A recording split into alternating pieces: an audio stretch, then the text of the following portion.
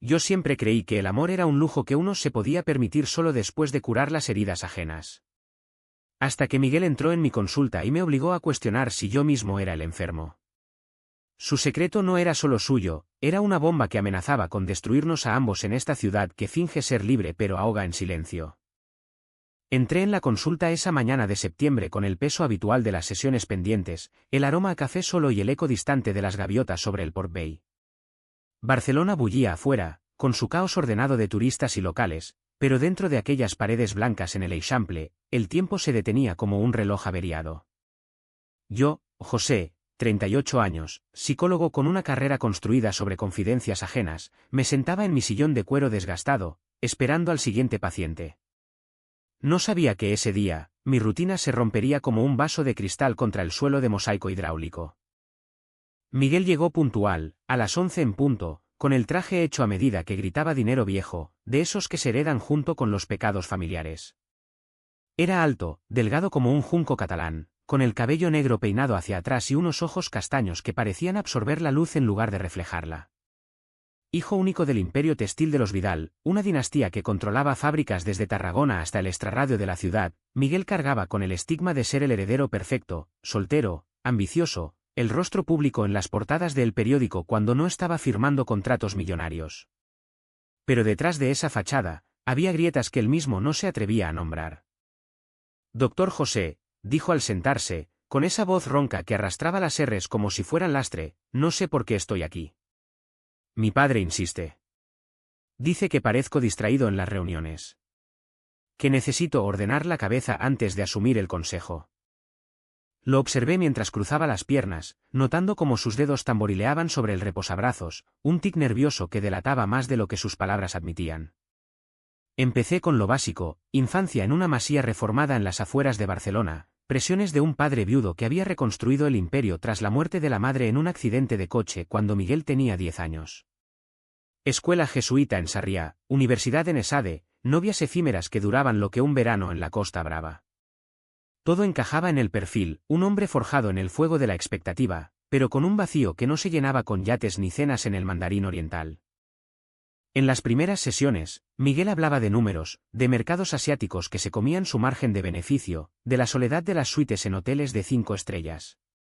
Pero yo veía más allá, el modo en que evitaba mi mirada cuando tocábamos lo personal, cómo su cuerpo se tensaba al mencionar a su padre, un hombre de 70 años con el carácter de un toro de lidia. Él espera que continúe la línea, dijo una vez, con una risa amarga que no llegó a sus ojos. La línea familiar. Literalmente. Ahí lo dejé pasar, porque en psicología, a veces hay que esperar a que el paciente cabe su propia tumba emocional antes de ofrecer la pala. Con el tiempo, las sesiones se volvieron rituales semanales. Llegaba con el sol alto, se sentaba con una copa de agua que apenas tocaba, y desgranaba sus frustraciones como un rosario de cuentas pesadas. Hablaba de la presión de ser el futuro de los Vidal, de cómo su padre lo vigilaba como un halcón desde la torre de la sede central en el barrio de Gracia. No entiendes, José, me dijo una tarde lluviosa, mientras el agua repiqueteaba contra los cristales modernistas de la ventana. En esta familia, el amor no es una opción. Es un contrato. ¿Y yo? Yo no firmo lo que no siento. Yo asentía, tomaba notas en mi libreta de tapas duras, pero algo en mí empezaba a removerse. Como psicólogo, había aprendido a mantener la distancia, el diván era un río que separaba al sanador del herido. Pero Miguel no era un paciente cualquiera. Tenía una forma de mirarme, fugaz pero intensa, que hacía que el aire de la habitación se cargara de electricidad estática. Una vez, al final de una sesión sobre su última ruptura con una heredera de un banco vasco, se levantó y rozó mi mano al tomar su chaqueta. Gracias por escucharme sin juzgar, murmuró. Su piel era cálida, como el sol de agosto en la playa de la Barceloneta, y yo retiré la mano como si me hubiera quemado. Esa noche, solo en mi piso de alquiler en el Poble Sec, con vistas a las luces parpadeantes del Parallel, no pude dormir. Me repetía que era profesionalismo, que el transference era común en terapias profundas. Pero en el fondo, sabía que mentía. Miguel despertaba en mí un eco de mis propios silencios, yo, que había enterrado mi propia orientación en los armarios de la juventud, en una España que ya no era franquista pero aún susurraba prejuicios en las esquinas.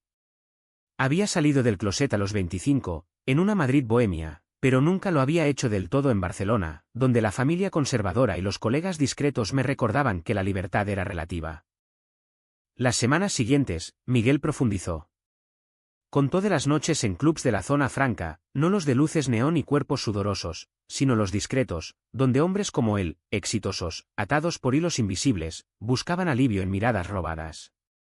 No es que sea gay, José, dijo una vez, con la voz quebrada como una ola contra las rocas de la Costa Brava. Es que no encajo en ningún lado. Mi padre me ve como su reflejo, pero yo miro al espejo y veo a un extraño. Ahí, en ese momento, sentí la primera punzada de empatía peligrosa. Quise extender la mano, no como terapeuta, sino como hombre. Pero me contuve, porque en esta ciudad de contradicciones, donde la Sagrada Familia se erige inacabada como un sueño frustrado, cruzar esa línea era invitar al caos.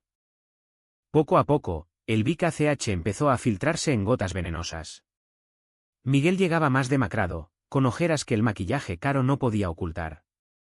Hablaba de cenas familiares donde su padre lo interrogaba sobre herederas potenciales, de tíos que bromeaban sobre mantener el apellido puro. Ayer, en la comida dominical en la Masía, mi primo me preguntó por qué no tenía novia estable. Le dije que estaba enfocado en el negocio, pero él rió y dijo, «Cuidado, Miguel, no vaya a ser que te gusten los chicos de la fábrica». Todos rieron. Todos menos yo. Su voz se rompió ahí, y por primera vez, vi lágrimas asomando en esos ojos que tanto me hipnotizaban. No las secó. Dejó que rodaran, como si al fin liberara un río contenido. Yo lo escuchaba, mi pluma inmóvil sobre el papel, el corazón latiendo con un ritmo que no era profesional. En Barcelona, la ciudad que presume de diversidad con sus banderas arcoíris en el Pride, la realidad para hombres como Miguel era un laberinto de expectativas. Él, el heredero, no podía permitirse el lujo de la verdad. Su padre, un viudo endurecido por la pérdida, lo veía como la continuación de su legado, un matrimonio estratégico, hijos que perpetuaran el nombre Vidal en las páginas de Sociedad de la Vanguardia. Miguel soportaba en silencio, asistiendo a eventos con mujeres que no lo miraban con deseo real, besándolas en las mejillas mientras su mente vagaba a recuerdos de toques furtivos en baños de hoteles anónimos. Una sesión, mientras el sol se filtraba en rayos dorados a través de las persianas, Miguel confesó algo que me heló la sangre. Anoche soñé que le contaba todo a mi padre. Que le decía, «Papá, amo a un hombre». Y él no gritó. Solo me miró, como si yo hubiera muerto allí mismo, y dijo, «Entonces, el imperio muere contigo». El silencio que siguió fue ensordecedor, roto solo por el zumbido de un ventilador viejo. Miguel se levantó, ajustó su corbata como si fuera una soga, y murmuró, «No sé cuánto más puedo fingir, José». Salió sin despedirse, dejando en el aire un perfume caro que se mezcló con el mío, un recordatorio de lo cerca que estábamos de la frontera. Las sesiones se convirtieron en un baile delicado, un tango argentino en las calles empedradas del barrio gótico, donde cada paso adelante era un riesgo de tropiezo. Miguel llegaba con más frecuencia, alegando crisis de ansiedad que su asistente personal disfrazaba como reuniones de trabajo. Yo, en mi rol de terapeuta, extendía las horas, justificándolo como progreso terapéutico. Pero la verdad era más cruda, me estaba enganchando a él, a esa vulnerabilidad envuelta en armadura de privilegio.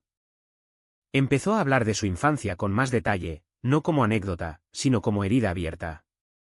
La Masía en las colinas de Collserola, con sus viñedos que su padre había plantado como símbolo de arraigo eterno. Mamá murió en esa curva de la B23, ¿sabes? Iba a comprarme un regalo de cumpleaños. Un balón de fútbol, creo. Su voz se quebraba al recordarlo, y yo imaginaba al niño de 10 años esperando en el patio de piedra, con el sol poniente tiñendo de rojo las hojas de los olivos. Desde entonces, su padre lo había moldeado, sé fuerte, Miguel. Los Vidal no lloran. Construyen. Pero bajo esa fuerza, había fisuras. En la adolescencia, internado en un colegio en Andorra para pulir modales, Miguel había tenido su primer beso con un compañero de habitación, un chico rubio de familia francesa. Fue torpe, José. En la oscuridad del dormitorio, con el olor a pino de las montañas filtrándose por la ventana. Me besó y yo respondí, pero al día siguiente fingimos que no pasó. Ese secreto lo había marcado, un tatuaje invisible que ardía cada vez que su padre lo presionaba por logros heterosexuales, la foto en la prensa con una modelo en la gala de la Yodha de Mar, las insinuaciones sobre el asentarse antes de los 30. En la consulta, yo compartía fragmentos de mí para equilibrar la balanza, un error que los manuales éticos tildan de imprudente. Le conté de mi propia salida del armario, en una Madrid de los 90 donde el SIDA aún acechaba como un fantasma en las discotecas. Perdí amigos, Miguel.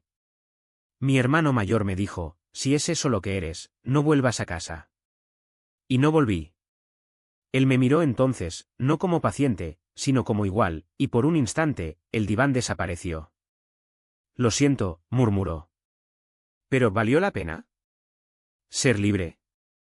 Respondí con honestidad, la libertad duele menos que la mentira. Pero en mi interior, sabía que mentía a medias. Mi vida en Barcelona era cómoda, un piso modesto, colegas en la Asociación Catalana de Psicòlegs que ignoraban mis fines de semana en saunas discretas del Raval, una expareja que se había ido a Valencia por diferencias irreconciliables. No era libre del todo, era un superviviente, como él. El Vic ACH se acumulaba en capas, como la cal en las fachadas del Borne. Miguel empezó a llegar con marcas, un morat en el antebrazo de una caída en la fábrica, excusas que no convencían ni a un niño. Mi padre, confesó una vez, mientras el tráfico de la Gran Vía rugía afuera. Me agarra del brazo cuando no estoy de acuerdo. Dice que es para sacudirme el sentido común. Anoche discutimos por un proveedor marroquí, dijo que era blando con los inmigrantes, que los Vidal siempre han sido duros. Yo noté cómo se frotaba la piel, como si pudiera borrar la huella, y sentí una rabia sorda, esa que hierve en el estómago como un café olvidado en la vitrocerámica. Él lo soportaba todo con una estoicidad que me rompía. Asistía a las cenas de negocios con sonrisas falsas, coqueteaba con ejecutivas en el Hotel Arts mientras su mente divagaba a fantasías prohibidas. Ayer vi a un chico en el gym del IMCA, José. Alto, con tatuajes que contaban historias en su espalda. Lo miré demasiado tiempo, y él sonrió. Pero salí corriendo, como un cobarde. Su autodesprecio era un veneno lento, goteando en cada sesión. Yo lo animaba a confrontar, a trazar límites, pero él se encogía, si lo hago, pierdo todo. El imperio, la familia, mí mismo. ¿Quién soy sin eso? Una tarde de octubre, con las hojas de los plátanos amarilleando en la avenida Diagonal, Miguel llegó ebrio. Olía a whisky escocés, de esos que se sirven en vasos anchos en el Eclipse Bar. He estado en una fiesta en La Pedrera, balbuceó, desplomándose en el diván. Mi padre presentó a una abogada, hija de un socio. Me besó la mejilla y susurró, sé buena con él, necesita una mujer fuerte. ¿Y yo? Yo quise vomitar. Lágrimas calientes rodaron por sus mejillas, manchando la corbata de seda. Por primera vez, lo abracé, un abrazo breve, profesional, pero su cuerpo se pegó al mío como imán, y sentí su corazón martilleando contra mi pecho. Me aparté, avergonzado, murmurando algo sobre límites terapéuticos. El río, una risa hueca como el viento en las ramblas vacías.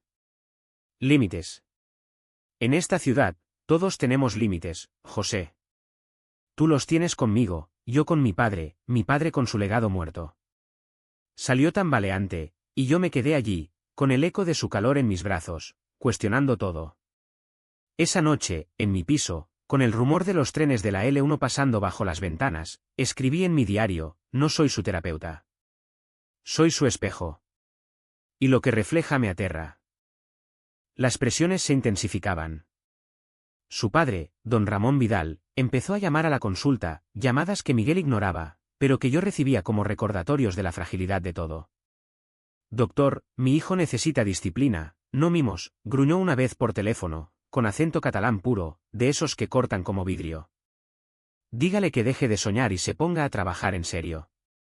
Colgué, furioso, imaginando al viejo en su despacho de caoba, rodeado de retratos de antepasados que miraban con ojos acusadores. Miguel, meanwhile, se hundía más. Contó de noches en vela, caminando por la Barceloneta hasta el amanecer, mirando las olas que lamían la arena como lenguas acusadoras. Quiero ser normal, José. Quiero mirar a una mujer y sentir lo que se supone que debo sentir. Pero solo veo vacío. Su voz era un susurro, y yo luchaba por no llenar ese vacío con mis propias palabras no dichas. En Barcelona, donde el mar promete escapes pero siempre devuelve las verdades, él se ahogaba en silencio, sacrificando pedazos de sí mismo en el altar familiar. El invierno llegó a Barcelona como un amante traicionero, suave al principio, con brisas del Mistral que olían a sal y jazmín, pero endureciéndose en nortadas que azotaban el maremagnum y helaban los huesos. Miguel y yo nos veíamos 2 veces por semana ahora, una rutina que su padre pagaba sin chistar, creyendo que era entrenamiento mental para el heredero. Pero en esas horas, tejíamos una red invisible de confidencias que nos ataba más que cualquier contrato. Hablaba de sus intentos fallidos por normalizarse, citas arregladas en restaurantes de estrella Michelin en el Port Olympic, donde las velas parpadeaban como mentiras. La semana pasada, con esa diseñadora de moda, Elena. Cenamos langosta y ella me tocó la mano, diciendo que seríamos la pareja perfecta para las pasarelas. Yo sonreí, pedí el vino más caro, pero en mi cabeza estaba en otro lugar. En un bar oscuro del Gothic, con un desconocido que me besó sin pedir permiso. Su confesión colgaba en el aire, pesada como la niebla del Ebro en invierno, y yo sentía el pinchazo de los celos, disfrazado de empatía profesional. Yo lo empujaba suavemente hacia la aceptación. Miguel, la normalidad es un mito. Barcelona está llena de hombres que aman como tú, en silencio o a voces. Piensa en el Pride, en las plazas llenas de banderas. Pero él sacudía la cabeza, con esa sonrisa torcida que le arrugaba las comisuras. El Pride es para los otros, José. Para los que no tienen un imperio a cuestas. Mi padre donó al Casal Lambda el año pasado, para la foto. Pero en casa, si supiera. Me desheredaría en un parpadeo. El miedo era palpable, un hedor a sudor frío que impregnaba la habitación. Las humillaciones se multiplicaban, pequeñas pero corrosivas como el salitre en las rejas del Parkwell. En una junta familiar, su tío, un homófobo empedernido con viñas en el Priorat, bromeó sobre los maricones de la ciudad que corrompen a los buenos chicos. Miguel se tragó la réplica, comiendo su escudella con manos temblorosas, mientras su padre asentía con una risa gutural. Me siento como un traidor, me dijo después, con la voz ronca de contención.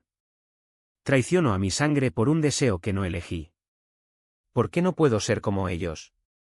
Yo veía cómo se erosionaba, perdía peso, sus trajes colgaban como piel floja, y sus ojos, antes vivaces, se hundían en cuencas sombreadas. Intentaba compensar con trabajo febril, visitas a fábricas en el polígono de Sabadell, donde obreros curtidos lo miraban con respeto mezclado con envidia, pero volvía exhausto, con migrañas que lo doblaban en el diván. Tómalo, le ofrecí una vez una infusión de menta de mi termo, un gesto demasiado íntimo. Nuestros dedos se rozaron, y él no se apartó. Gracias, susurró, y en ese gracias había un mundo de anhelos no dichos. Mi propia fachada empezaba a agrietarse. En las noches, después de las sesiones, caminaba por el Raval, deteniéndome en bares como en La Federica, donde hombres como yo bebían cañas y compartían miradas cargadas. Pero ninguna mirada se comparaba con la de Miguel, limpia, desesperada, como un faro en la niebla del puerto. Soñaba con él, sueños donde lo besaba en la azotea de mi edificio, con el skyline de la Sagrada Familia recortado contra la luna, y me despertaba sudado, culpándome por violar el código deontológico. Una mañana de diciembre, con la ciudad engalanada en luces de Navidad que parpadeaban como falsas esperanzas en el Passeig de Gracia, Miguel llegó con una noticia que lo dejó lívido. Mi padre quiere que me comprometa. Con la hija de los Ortega, dueños de las bodegas en Rioja. Anuncian el noviazgo en la gala de fin de año en el Liceu. Dice que es el paso lógico para fusionar imperios. Su risa fue un sonido roto, como cristales pisados en la Rambla del Carmen. Se hundió en el diván, cubriéndose el rostro con las manos. José, no puedo. Sería como firmar mi sentencia de muerte lenta. Lo escuché en silencio, el corazón un tambor de guerra en mi pecho. Imaginé la boda en una catedral gótica, con el de smoking, besando una mejilla fría mientras su alma se marchitaba. Tienes opciones, le dije, con voz que pretendía firmeza. Habla con él. Di tu verdad. Pero él negó, con lágrimas que surcaban surcos en su piel. Mi verdad lo mataría. Él perdió a mamá, yo soy todo lo que le queda. ¿Cómo le digo que su hijo es? ¿Esto? Esa sesión se extendió hasta el atardecer, con el sol hundiéndose en el Mediterráneo como una moneda de oro en el agua. Miguel se abrió como nunca, contó de un amante fugaz en Milán, un diseñador italiano que lo había iniciado en placeres que ahora lo atormentaban en sueños. Me sentía vivo, José. Por primera vez, no era el heredero. Era solo. ¿Yo? Su voz se quebró, y extendí la mano para consolarlo. Esta vez, no fue un roce accidental. Sus dedos se entrelazaron con los míos, cálidos y temblorosos, y el mundo se detuvo. El tráfico de la calle se desvaneció, el tic-tac del reloj se silenció. Solo quedamos nosotros, dos hombres en una habitación que olía a libros viejos y secretos. Me aparté primero, con el rostro ardiendo. Esto cruza una línea, Miguel. Él asintió, pero en sus ojos había un desafío, una invitación muda. Salió sin palabras, y yo me quedé allí, con el fantasma de su tacto quemándome la piel. Esa noche, en mi piso, con el viento ululando contra las contraventanas, tomé una decisión imprudente, busqué su número en la agenda de pacientes y le envié un mensaje. Si necesitas hablar fuera de horario, estoy aquí. Era el comienzo del fin. Las semanas previas a Navidad fueron un torbellino de contención. Él asistía a eventos con la prometida en potencia, sonriendo para las cámaras de ola mientras su padre palmoteaba su espalda como a un trofeo.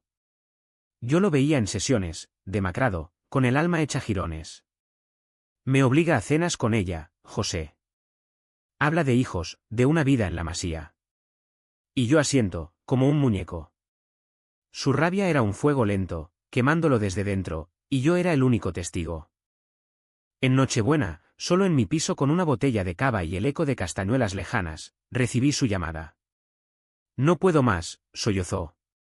Estoy en el puerto, mirando el mar. Quiero tirarme. Corrí, desafiando la ética, hasta el muelle de la aduana, donde lo encontré acodado en la barandilla, con el viento salado azotando su abrigo. Lo abracé de verdad entonces, bajo las luces navideñas que titilaban como estrellas falsas, y susurré, no estás solo. Sus labios rozaron mi oreja, un beso accidental que no lo fue, y en ese instante, el Vic ACH se volvió nuestro. Enero trajo la tramontana, un viento del norte que barría las calles de Barcelona como un látigo invisible, arrancando hojas secas y verdades enterradas. Nuestra relación, porque ya no era terapia, era algo más crudo, más humano, se había torcido en un callejón sin salida.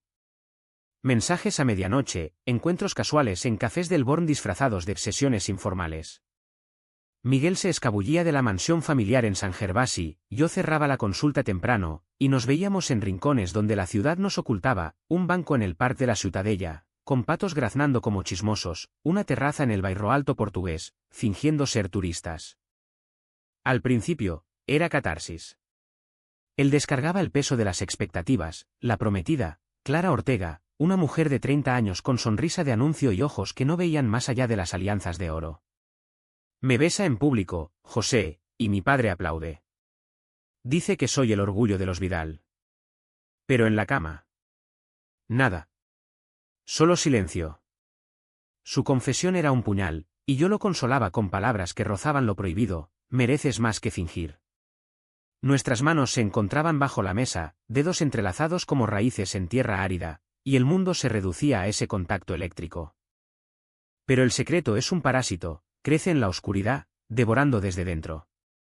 Miguel empezó a cambiar, risas genuinas en mis brazos, ojos que brillaban al amanecer cuando lo acompañaba a su coche en la calle Ferrán. Contigo soy real, me decía, besándome en la nuca mientras el sol salía sobre el Tibidabo. Yo respondía con hambre contenida, cuerpos enredados en mi piso estrecho, con sábanas que olían a mar y sudor. Barcelona, con su luz implacable, nos iluminaba como cómplices en un crimen dulce. Sin embargo, el Vic ACH no se evaporaba, mutaba. Su padre intensificó la vigilancia, llamadas a deshoras, inspecciones sorpresa en la oficina. Una noche, durante una cena en el Ateneu barcelonés, don Ramón lo confrontó. ¿He oído rumores, Miguel? Gente en la fábrica dice que sales con compañía extraña. ¿Es verdad que frecuentas esos antros del Raval? Miguel lo negó, con la voz firme pero el estómago revuelto, mientras sorbía su sopa de galets como veneno. Al día siguiente, en mi consulta, nuestro santuario profanado, vomitó la rabia, me trata como a un niño sucio. Como si mi deseo fuera una enfermedad que se cura con matrimonio. Yo lo sostenía, susurrando promesas imposibles, déjalo todo. Empecemos de cero. Pero él se apartaba, con el pánico asomando en sus pupilas dilatadas. No entiendes, José. El imperio no es solo dinero.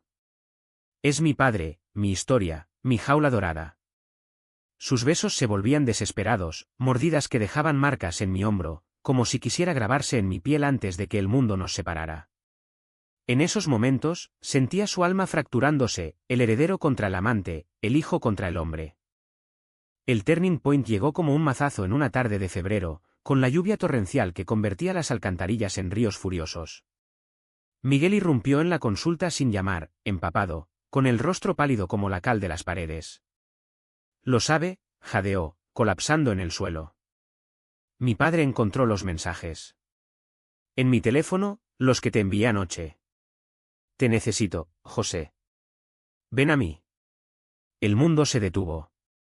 Yo me arrodillé a su lado, tocándolo como si fuera frágil porcelana, pero él se encogió, sollozando. Me miró con odio, José. Dijo, eres una vergüenza. Un Vidal no se revuelca con maricones. Renuncio a ti. El imperio va a tu primo. El dolor fue visceral, un puñetazo en el plexo solar que me dejó sin aire. Miguel se rompió allí, en mis brazos, un dique que cedía tras años de presión. Gritó, un sonido primal que rebotó en las paredes como un eco de la catedral de la Seu. Lo perdí todo. Por ti, por esto. Sus palabras eran cuchillos, cortando no solo a él, sino a mí. Lo abracé, murmurando tonterías, lo superaremos, pero él se apartó, con los ojos vidriosos de traición. Tú me salvaste, y me condenaste. Salió corriendo bajo la lluvia, dejando charcos en el suelo y un vacío en mi pecho. Yo me quedé paralizado, el agua goteando de mi camisa como lágrimas diferidas. Llamé a su móvil, una y otra vez, pero solo el buzón, dejad un mensaje después del pitido.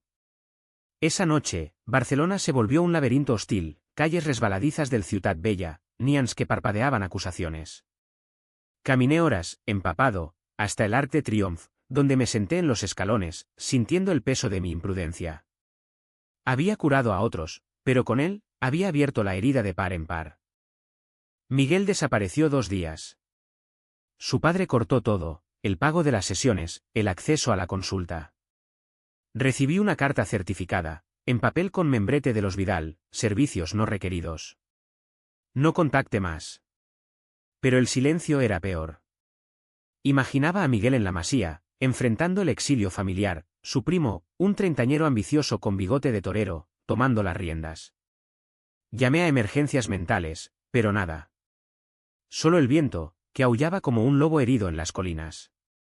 Cuando reapareció, fue un fantasma. Entró en la consulta, puerta entreabierta, como una rendición, con barba incipiente y ojos hundidos. Me echó, dijo sin preámbulos, sentándose en el diván como si nunca hubiera cruzado la línea. Me dio una semana para arreglarme, o irme para siempre. Estoy en un hotel en el Eixample, solo con una maleta. Su voz era un hilo, frágil como la niebla matutina sobre el Besós. Lo escuché llorar, un llanto seco que raspaba la garganta, y sentí mi propio corazón astillándose. El secreto había explotado, dejando escombros, un hombre desheredado, un terapeuta expuesto, una ciudad indiferente que seguía girando. No lo toqué. Nos quedamos allí, separados por el abismo del diván, mientras la lluvia cesaba y un sol pálido asomaba, burlón. Miguel se levantó al fin, con movimientos de sonámbulo. Adiós, José. Gracias por mostrarme quién soy. Aunque duela como el infierno. Salió, y el clic de la puerta fue el sonido de un corazón rompiéndose en dos. Marzo desplegó sus alas en Barcelona con una tibieza traicionera, flores de almendro salpicando el parc del Laberinto de Horta como promesas rotas. El vacío dejado por Miguel era un hueco que el viento llenaba con ecos, su risa en la rambla, su tacto en las sábanas. Yo volví a las sesiones rutinarias, depresiones laborales, ansiedades de madres, pero mi mente vagaba, un barco a la deriva en el delta del Llobregat. El colegio de psicólogos me citó por quejas anónimas sobre límites éticos, respondí con evasivas, sabiendo que el escándalo acechaba como una sombra en el callejón de las Ramblas. Miguel, meanwhile, se había evaporado en la periferia de la ciudad. Lo encontré por casualidad, en un artículo de El País. Heredero Vidal abandona imperio familiar por diferencias irreconciliables. Su primo asumía el trono, con fotos sonrientes en la fábrica de Badalona. Llamé a números viejos, envié mensajes a la deriva, estoy aquí si me necesitas, pero el silencio era absoluto, un muro de ladrillo en el Raval. Hasta una noche de viernes, cuando el bochorno preprimaveral hacía sudar las camisas. Mi móvil vibró en la barra del Marsella, un antro de absenta y recuerdos amargos. Necesito verte. Parkwell, medianoche. Corrí, el corazón un caballo desbocado, subiendo las cuestas empinadas bajo la luna que bañaba las mosaicos de Gaudí en plata líquida. Allí estaba, sentado en un banco con vistas a la ciudad iluminada, fumando un cigarro con manos temblorosas. Había cambiado, cabello largo, desaliñado, una chaqueta de cuero barata que contrastaba con su elegancia pasada. Me quedé sin nada, José, dijo al verme, sin preámbulos. Vendí el coche, el reloj. Vivo en un piso compartido en Sants, con estudiantes que no saben quién soy. Y duele. Duele como si me hubieran arrancado la piel. Su voz era un río seco, y en sus ojos, el vacío de quien ha tocado fondo. Lo abracé, y esta vez no hubo barreras. Nos besamos allí, bajo las estrellas artificiales de la ciudad, un beso salado de lágrimas y deseo reprimido. Te echo de menos, murmuró contra mi boca. Cada día, cada noche. Caminamos de la mano por senderos retorcidos, hablando en susurros, de su padre, que lo había llamado una vez, solo para decir, vuelve cuando seas hombre de verdad, de su primo, que lo evitaba como a un apestado. Miguel había intentado terapia alternativa, en un centro LGTB de l'Eixample, pero el estigma lo ahuyentaba. No soy valiente, José. ¿Solo? ¿Roto? Nuestra reconciliación fue un torbellino, noches en mi piso, cuerpos entrelazados como enredaderas en la fachada de la casa Batlló. Hablábamos hasta el alba, planeando futuros imposibles, un viaje a Ibiza, una vida anónima en Valencia. Pero el clímax se gestó en silencio, como una tormenta sobre el Montjuïc. Una tarde, mientras yacíamos en la cama con el ventilador zumbando como un insecto moribundo, Miguel se incorporó, con el rostro endurecido por una resolución nueva. Tengo que enfrentarlo, dijo. A mi padre. No por venganza, sino por mí. Le diré todo, quién soy, quién amo. No más mentiras. Intenté disuadirlo, es pronto, Miguel. Espera, pero él negó, con una determinación que lo hacía brillar como el mosaico del dragón en el parque. He sacrificado suficiente. Por el imperio, por la familia. Ahora, elijo vivir. Su voz era acero templado en el fuego de meses de dolor, y yo vi en él al hombre que siempre había estado ahí, enterrado bajo capas de obligación. El día llegó en una mañana de abril, con el azahar perfumando el aire del Born. Miguel me pidió que lo esperara en un café cercano a la Masía, en las afueras de Pedralbes. Me senté con un cortado frío, el estómago un nudo de ansiedad, mirando cómo los coches de lujo entraban y salían del camino de grava. Horas después, salió, no corriendo, sino caminando erguido, con el sol a la espalda como un halo irónico. Se sentó frente a mí, pidió un agua, y habló con calma glacial. Entré y le dije, papá, soy gay. Amo a un hombre. Y no renunciaré a eso por ti ni por los Vidal. Don Ramón, según contó, no gritó. Se limitó a mirarlo, con el rostro ceniciento como la piedra de la Masía. Me dijo, entonces, vete. Eres un extraño. No hubo lágrimas, ni abrazos de perdón. Solo un silencio que cortaba más que cualquier palabra. Miguel salió con una caja de fotos de su madre, el único botín, y el portón se cerró tras él como una tumba. En el café, rompió a llorar, pero no de dolor, de liberación. Lo dije, José. Por fin lo dije. Su mano en la mía era firme, ancla en la tormenta. No fue un clímax de fuegos artificiales, sino de verdad cruda, un hombre reclamando su piel, en una ciudad que finge abrazar la diversidad pero aún juzga en susurros. Yo lo besé allí, en público, desafiando miradas curiosas, y sentí que el mundo se enderezaba un poco. Pero el precio se cobraba inmediato. Esa noche, noticias en TV3, crisis en Imperio Vidal, heredero renuncia, emite rumores de escándalo personal. Su primo sonreía en pantalla, prometiendo continuidad. Miguel lo vio, apagó el televisor, y se volvió a mí. Es libre ahora. Pero yo también. Hicimos el amor con urgencia, como si selláramos un pacto, y en sus gemidos oí el eco de una libertad ganada a pulso. Mayo floreció en Barcelona con una exuberancia casi obscena, rosales trepando por las verjas del Hospital de Sant Pau, terrazas abarrotadas de risas que ahogaban los silencios pasados. Miguel y yo nos instalamos en una rutina tentativa, como exiliados en nuestra propia ciudad. Él encontró trabajo en una ONG LGTB en el Cascantic, asesorando a jóvenes en closets similares al suyo. Yo seguí en la consulta, con una advertencia ética colgando como espada de Damocles.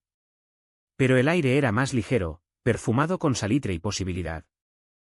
Don Ramón pagó el precio de su rigidez en soledad. Miguel lo visitó una vez, semanas después, en la masía que ahora parecía un mausoleo. El viejo, encorvado en su sillón de orejas, murmuró: «Te echo de menos, hijo. Pero no puedo entender». No hubo reconciliación grandiosa, solo un abrazo torpe y una foto de la madre compartida en silencio. Ramón empezó terapia, irónicamente, con un colega mío, lidiando con el duelo doble, la esposa perdida, el hijo perdido por su propia mano. Vivía en IHN, rodeado de viñedos que marchitaban sin herederos, un hombre roto por el peso de tradiciones que ya no sostenían. Miguel sanaba a pedazos.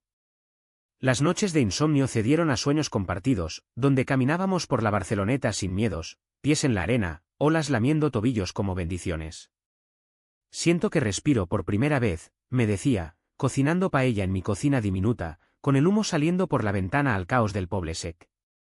No era victoria épica, era vida cotidiana, colas en el mercado de la Boqueria, besos robados en el metro de la L3, planes para un verano en las calas de Sitges. Yo, a mi vez, me curaba. Dejé de esconderme, salí con Miguel en el Pride, mano en mano bajo el arco iris de la avinguda del portal de L. Ángel, desafiando miradas que ya no importaban. Mi familia, en un pueblo de Castilla, envió una carta tibia: «Si eres feliz, eso basta». No era perdón total, pero era un puente. El verano llegó con su calor pegajoso, y nos mudamos a un piso en el Gracia, con balcón que daba a plazas donde músicos tocaban flamenco fusionado con rumba catalana. Miguel, ahora con barba recortada y ojos claros, escribía un blog anónimo sobre salir del closet en la élite, palabras que fluían como vino joven. Yo lo leía en las mañanas, con café en mano, orgulloso de este hombre que había elegido la verdad sobre el oro. Pero la curación no era lineal. Hubo noches de duda, cuando Miguel despertaba sudado, murmurando sobre imperios caídos. «A veces me pregunto si valió la pena», confesaba, y yo lo abrazaba, recordándole: «Valió tu alma». Su padre llamó una vez, voz cascada: «Ven a la masía. Hablemos». Fueron, solos, y volvieron con una foto enmarcada, los tres, en un picnic olvidado. No era perdón, pero era un comienzo. Ramón envejecía solo, su legado en manos de un primo codicioso que ya vendía fábricas, un precio por la intolerancia. En agosto, bajo un cielo estrellado en la playa de Bogatel, Miguel me propuso algo simple: «Casémonos». No por papeles, sino por nosotros. Dije sí, con lágrimas que sabían amar. No fue boda glamorosa, solo una ceremonia civil en el ayuntamiento, con amigos del centro LGTB como testigos, y una cena en una bodega del Penedés con cava que burbujeaba como risas liberadas. Ahora, en septiembre, volvemos a la rutina. Él en su ONG, yo en la consulta, ahora con un enfoque en identidades queer. Paseamos por la Sagrada Familia, aún inacabada como nuestras vidas, y hablamos de futuros, adopción, quizás, o solo este amor quieto. Barcelona nos acoge, con sus contradicciones, una ciudad que grita libertad pero susurra juicios, pero nosotros caminamos erguidos, manos entrelazadas. Al final, ¿qué queda? Un hombre que eligió ser, no aparentar. Un amor que sobrevivió al escrutinio. Y en las noches, cuando el viento del levante trae ecos del mar, me pregunto: ¿es la libertad el fin, o solo el comienzo de otra lucha? Miguel duerme a mi lado, respirando paz, y sé la respuesta: vale cada cicatriz.